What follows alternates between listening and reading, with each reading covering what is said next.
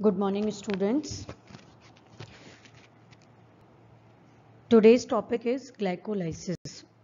कुछ स्टूडेंट्स की क्वेरी आई थी कि मैम ये वीडियोस हिंदी में भी होने चाहिए, तो आज का हम ग्लाइकोलाइसिस इन हिंदी पढ़ेंगे. ओके, तो first of all the definition, परिभाषा क्या है ग्लाइकोलाइसिस की. सी ग्लाइकोलाइसिस, जैसा कि नाम से पता चलता है, lysis means degradation and glyco means glucose. So glucose का डिग्रेडेशन होना इज ग्लाइकोलाइसिस. अब अगर ग्लूकोज डिग्रेड होगा तो क्या प्रोडक्ट बनेंगे. तो अगर ग्लूकोज डिग्रेड, ये डिपेंड करेगा कि प्रोडक्ट क्या बनेंगे कंडीशन पर कि सेल जो है वो एरोबिक कंडीशन में है या anaerobic. Aerobic means oxygen is present and anaerobic means oxygen की एब्सेंस. सो इफ ग्लूकोज अगर एरोबिक कंडीशन है तो जो ग्लूकोज होगा वो डिग्रेड होके बनाएगा पायरुवेट. अगर सेल एनारोबिक कंडीशन में है तो ग्लाइकोलाइसिस तो तब भी होगा बट प्रोडक्ट होगा लैक्टेट. दिस पायरुवेट जो है वो कन्वर्ट हो जाएगा लैक्टेट में. So what is the definition of glycolysis. Definition क्या होगी, sequence of reactions, almost 10 reactions होती हैं ग्लाइकोलाइसिस में. So sequence of reaction converting glucose to pyruvate under aerobic condition. Aerobic condition में ग्लूकोज से बनेगा पायरुवेट और लैक्टेट अंडर एनारोबिक कंडीशन, और एनारोबिक कंडीशन में पायरुवेट से बनेगा लैक्टेट और ग्लूकोज से बनेगा lactate with the production of ATP. इसी के साथ ही एटीपी का प्रोडक्शन होगा. तो this is the definition of glycolysis. इस पाथवे को हम एम्बर्डन मेयरहॉफ पार्नास पाथवे या ईएमपी पाथवे के नाम से भी जानते हैं. तो कई बार एग्जाम में क्वेश्चन आता है what is the EMP pathway. तो don't be confused, EMP pathway is same as glycolysis. okay, now site यानी ये साइकिल कहाँ होता है. तो इस साइकिल के जो एंजाइम्स हैं वो सब प्रेजेंट होते हैं साइटोप्लाज्म में. So definition and site. Now the significance of glycolysis, क्या इंपॉर्टेंस है, क्यों होता है ग्लाइकोलाइसिस और इसकी क्या इंपॉर्टेंस है. सो ग्लाइकोलाइसिस एक ऐसा पाथवे है, ओनली पाथवे, जो कि बॉडी की all the cells of the body ये साइकिल होता है. बॉडी की सारी सेल्स में ग्लाइकोलाइसिस होता है और इसके जो एंजाइम्स होते हैं वो साइटोसोमल फ्रैक्शन में प्रेजेंट होते हैं. इट मींस साइटोसोल में इसके एंजाइम्स प्रेजेंट होते हैं. और ये एक साइकिल है जो एरोबिक और एनारोबिक दोनों ही कंडीशन में हो सकता है. ये हमने अभी डिस्कस किया. जो ब्रेन है अपना वो टोटली डिपेंडेंट होता है for the glucose, totally dependent है on glucose for energy purpose. Brain को एनर्जी चाहिए और उसके लिए उसे ग्लूकोज चाहिए ही चाहिए. So glycolysis is very essential for brain.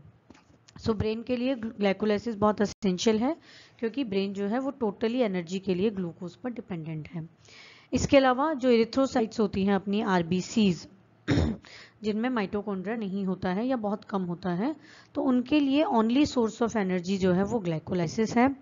इसके अलावा ग्लाइकोलाइसिस साइकिल में जो इंटरमीडिएट्स बनते हैं, जो भी बीच के सबस्ट्रेट्स होते हैं या प्रोडक्ट्स होते हैं, वो सब यूजफुल होते हैं for the synthesis of amino acid और फैट्स. उन इंटरमीडिएट से अमीनो एसिड और फैट्स फॉर्म हो सकते हैं. So this is the another importance of glycolysis.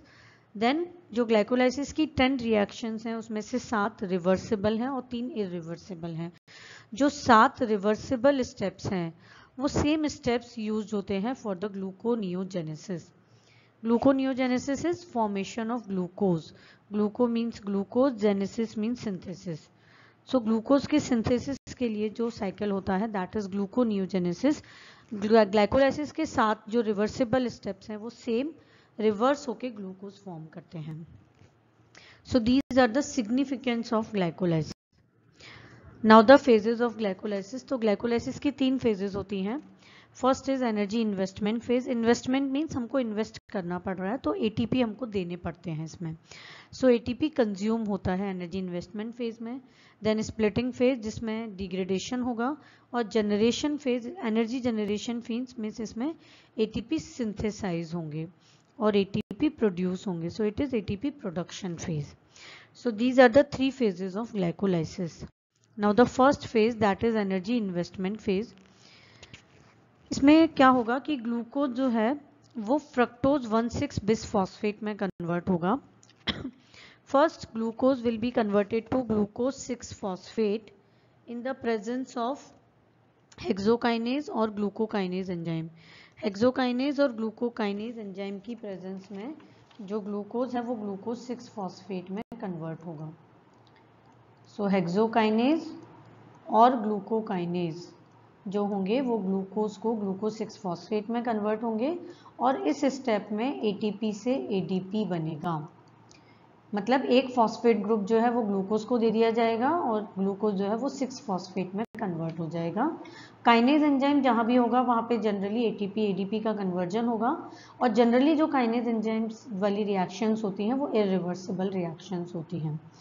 So first step is glucose 6 phosphate में कन्वर्ट होगा इन प्रेजेंस ऑफ हेक्सोकाइनेज और ग्लूकोकाइनेज एंजाइम और इसमें एटीपी जो है वो एडीपी में कन्वर्ट होगा. सो एक एटीपी कंज्यूम हो गया, एक एटीपी हमने इन्वेस्ट कर दिया.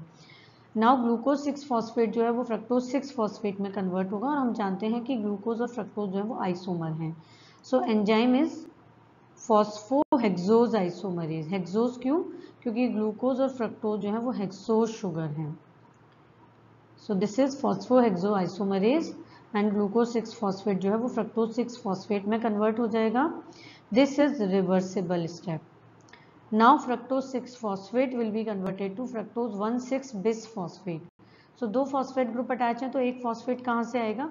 अगेन एटीपी जो होगा वो एडीपी में कन्वर्ट होगा, अपना एक फॉस्फेट ग्रुप फ्रक्टोज 6 फॉस्फेट को दे देगा और जो एंजाइम होगा वो again kinase and that will be फॉस्फोफ्रक्टोकाइनेज और पीएफके. ये स्टेप जो होगा ये भी इरिवर्सिबल स्टेप होगा. सो टू इरिवर्सिबल स्टेप होगा इस फेज में. एक हेक्सोकाइनेज या ग्लूकोकाइनेज होगा जो कि ग्लूकोज को ग्लूकोज 6 फॉस्फेट में कन्वर्ट करेगा और एक पीएफके होगा फॉस्फोफ्रक्टोकाइनेज जो फ्रक्टोज 6 फॉस्फेट को फ्रक्टोज 1,6 बिसफॉस्फेट में कन्वर्ट करेगा. This is energy investment phase. Second phase is splitting phase. In this phase, fructose 1,6 bisphosphate in presence of aldolase enzyme will degrade to dihydroxyacetone phosphate DHAP and glyceraldehyde 3 phosphate. Fructose 1,6 bisphosphate जो है वो 6 carbon का compound है और DHAP 3 carbon and glyceraldehyde 3 phosphate भी 3 carbon का. तो 6 carbon का कंपाउंड जो है वो 3 कार्बन के मॉलिक्यूल्स बनाता है. Dihydroxy acetone phosphate and glyceraldehyde 3 phosphate ये दोनों भी आइसोमर्स हैं. DHAP में कीटो ग्रुप होता है और ग्लिसरल्डिहाइड में एल्डिहाइड ग्रुप होता है. तो DHAP in presence of phosphotriose isomerase enzyme. Triose क्योंकि 3 कार्बन कंपाउंड है और आइसोमर्स हैं इसलिए आइसोमरेज एंजाइम यूज होगा और जो DHAP है वो ग्लिसरल्डिहाइड 3 फॉस्फेट में कन्वर्ट हो जाएगा. तो अब ग्लिसरल्डिहाइड 3 फॉस्फेट के 2 मॉलिक्यूल्स होंगे और अब इसके आगे हम जितने भी ATP या जितने भी मॉलिक्यूल्स काउंट करेंगे वो 2 के अकॉर्डिंग करेंगे. तो यहाँ पर अब ग्लिसरल्डिहाइड 3 फॉस्फेट के स्प्लिटिंग फेज में 2 मॉलिक्यूल्स हमको मिलते हैं. Yes, now the third stage is energy generation phase. Generation because इस phase में हमको ATP generate होंगे और ATP produce होंगे, so energy मिलेगी. Last stage में जो बना था glyceraldehyde 3 phosphate, now in presence of dehydrogenase enzyme. Dehydrogenase full name will be glyceraldehyde 3 phosphate dehydrogenase की presence में ये convert होगा 1,3 bisphosphoglycerate और इसे हम बोल सकते हैं 1,3 BPG. ठीक है. इस स्टेज में जहां भी डिहाइड्रोजिनेज एंजाइम होगा वहां पर NAD NADH का कन्वर्जन होगा, जैसे अपन ने काइनेज में पढ़ा था कि वहां पर ADP ATP कन्वर्जन होगा. तो NAD will be converted to NADH and HIN और ये जो ग्लिसरल्डिहाइड 3 फॉस्फेट डिहाइड्रोजिनेज होगा ये ग्लिसरल्डिहाइड 3 फॉस्फेट को 1,3 BPG में कन्वर्ट कर देगा. देन यहाँ पे फिर से अगेन काइनेज एंजाइम होगा और इसका पूरा नाम होगा phosphoglycerate kinase. Phosphoglycerate kinase 1,3 BPG को 3 फॉस्फोग्लिसरेट में कन्वर्ट करेगा और चूंकि काइनेज एंजाइम है तो ADP ATP कन्वर्जन होगा और यहाँ पर ATP फॉर्म होगा क्योंकि जनरेशन फेज है. और ये स्पेशल टाइप ऑफ काइनेज है जिसमें रिएक्शन जो है वो रिवर्सिबल है. अदरवाइज जो काइनेज रिएक्शंस होती हैं वो इरिवर्सिबल होती हैं. ठीक है। नाउ 3-फॉस्फोग्लिसरेट विल फॉर्म, ये जो 3-फॉस्फोग्लिसरेट होगा इन प्रेजेंस ऑफ म्यूटेज एंजाइम। म्यूटेज बिकॉज सिर्फ पोजीशन चेंज हो रही है, यहाँ पे 3rd पोजीशन पर फॉस्फेट ग्रुप है, अब वो फॉस्फेट ग्रुप 2nd पोजीशन पर आ जाएगा, तो एंजाइम होगा phosphoglycerate mutase. Three phosphoglycerate in presence of phosphoglycerate mutase two phosphoglycerate में कन्वर्ट होगा। अब ये जो 2-फॉस्फोग्लिसरेट होगा ये in presence of enolase enzyme phosphoenol pyruvate में कन्वर्ट होगा, जिसे अपन PEP भी बोलते हैं। इनोलेज एंजाइम की इंपॉर्टेंस है बिकॉज ये एंजाइम जो होता है यहाँ पर ग्लाइकोलाइसिस को स्टॉप कर देता है।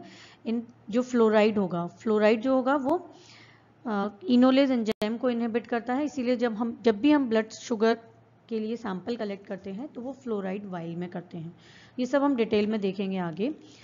तो इनोलेज एंजाइम जो होगा वो 2-फॉस्फोग्लिसरेट को फॉस्फोइनोल पायरुवेट में कन्वर्ट करेगा, और phosphoenol pyruvate in presence of pyruvate kinase enzyme किस में कन्वर्ट हो जाएगा? पायरुवेट में, जो कि एरोबिक कंडीशन में प्रोडक्ट है। ये जो पायरुवेट काइनेज एंजाइम है तो फिर से ADP ATP कन्वर्जन, ADP जो है वो ATP में कन्वर्ट होगा और ये रिएक्शन जो होगी वो इरिवर्सिबल होगी। सो इस तरह से ग्लूकोज जो है वो पायरुवेट बनाएगा इन एरोबिक कंडीशन और under aerobic condition. So this is the glycolysis. देखिए शॉर्ट में अगर अपन देखें तो फर्स्ट स्टेप था ग्लूकोज 6-फॉस्फेट में कन्वर्ट होगा। एंजाइम थे हेक्सोकाइनेज और ग्लूकोकाइनेज, ये इरिवर्सिबल स्टेप थी। यहाँ पर ATP से ADP बन रहा था, ठीक है। नेक्स्ट ग्लूकोज 6-फॉस्फेट फ्रक्टोज 6-फॉस्फेट में तो ये आइसोमराइजेशन था, तो आइसोमरेज एंजाइम यूज होगा। फिर फ्रक्टोज 6 ये रिवर्सिबल रिएक्शन होगी। फिर fructose six phosphate in presence of PFK phosphofructokinase fructose one six bisphosphate में कन्वर्ट होगा, ये इरिवर्सिबल स्टेप होगी और यहाँ पर अगेन एक ATP और कंज्यूम होगा। Now fructose one six bisphosphate in presence of aldolase degradation होगा और 2 मॉलिक्यूल्स बनेंगे DHAP और ग्लिसरल्डिहाइड 3-फॉस्फेट। ये DHAP फिर से ट्रायोज आइसोमरेज की प्रेजेंस में ग्लिसरल्डिहाइड 3-फॉस्फेट बना लेगा, मतलब अब 2 मॉलिक्यूल बनेंगे। Glyceraldehyde three phosphate in presence of dehydrogenase enzyme 1,3-BPG में कन्वर्ट होगा, ये रिएक्शन रिवर्सिबल होगी। 1,3-BPG in presence of kinase enzyme, ये काइनेज स्पेशल काइनेज होगा जो कि रिवर्सिबल होगा। 1,3-BPG 3-फॉस्फोग्लिसरेट में कन्वर्ट होगा, यहाँ पर ADP से ATP बनेगा। यहाँ पे डिहाइड्रोजिनेज जो होगा वहां पर NAD से NADH बनेगा। नाउ 3-फॉस्फोग्लिसरेट म्यूटेज की प्रेजेंस में 2-फॉस्फोग्लिसरेट में कन्वर्ट हो जाएगा। 2-फॉस्फोग्लिसरेट इनोलेज की प्रेजेंस में फॉस्फोइनोल पायरुवेट में कन्वर्ट होगा, ये भी रिवर्सिबल स्टेप होगा। और फॉस्फोइनोल पायरुवेट काइनेज की प्रेजेंस में पायरुवेट में कन्वर्ट होगा, ये इरिवर्सिबल स्टेप होगा और यहाँ पर फिर से ADP से ATP बनेगा। सो ये एक ग्लाइकोलाइसिस साइकिल है अंडर एरोबिक कंडीशन। इन एनारोबिक कंडीशन ये जो पायरुवेट होगा ये लैक्टेट में कन्वर्ट होगा, जो कि हम नेक्स्ट लेक्चर में देखेंगे। तो हम नेक्स्ट लेक्चर में conversion of pyruvate to lactate देखेंगे कि पायरुवेट से लैक्टेट कैसे बनता है, कितने ATP इस ग्लाइकोलाइसिस में सिंथेसिस हो रहे हैं और एनर्जेटिक्स देखेंगे। इसके अलावा ग्लाइकोलाइसिस का रेगुलेशन कैसे होता है ये सब हम नेक्स्ट लेक्चर में देखेंगे। Thank you for watching.